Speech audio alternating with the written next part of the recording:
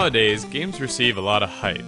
You'll see commercials, blogs, and videos online, all adding to the anticipation of a game fans are looking forward to. Backtrack 20 years with me, and you rarely had that at all. In fact, besides hearing about a good game from a friend, or visiting a rental store, the only way I remember knowing about games coming out was from Nintendo Power. That's where I saw this game and thought, hey, looks pretty cool, I think I'll check that out. Oh man. It's Robin Hood, Prince of Thieves for the Nintendo Entertainment System. Released in 1991 by Virgin Games, this is an adaptation of the movie by the same title. Another thing very common to do today, make a game based off of a popular movie.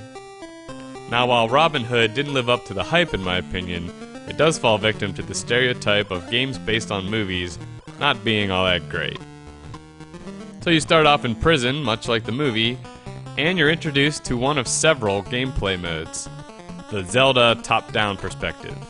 You move Robin around, pick up objects, and interact with the environment through a menu system, searching, looking, and taking to progress through the game. Combat is much like Zelda again, attacking with whatever weapon you have. You'll fight off guards, explore castles and forests, and interact with NPCs in this mode.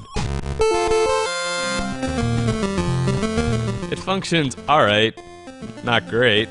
Robin moves like he's on ice and made out of rubber, which can be kind of frustrating when moving through narrow areas. It's not long before you encounter another game mode, this 2D side-scrolling duel mode where you and one enemy duke it out.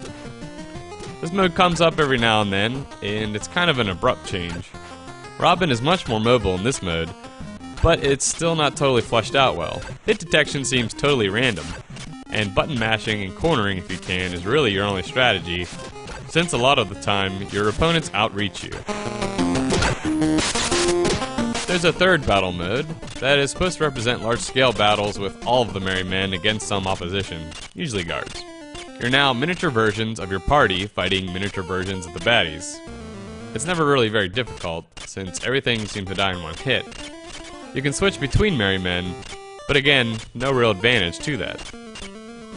One final mode, and probably at least thought out, is the horse chase, where your objective is to run, jump blue rocks, and that's it. I'm not even really sure why they added yet one more different mode of play, and it's probably one of the worst of all of them. Graphically, Robin Hood is pretty awful. Everything is this brownish orange color the whole time, and portraits are meant to look like the movie characters. Maybe.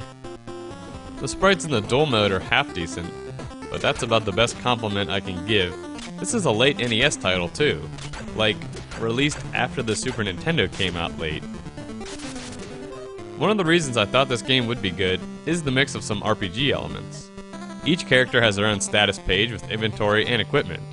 You can gain experience and level up as well, but, and this is the reoccurring theme of the game, there's no real substance to the whole experience, and that's the problem with this game. It tried to do too much. Had the whole game been like Zelda, and with some of the RPG elements maybe, it could have been much better. Honestly, I don't want to knock it that hard. At least it was trying some creative things to switch it up.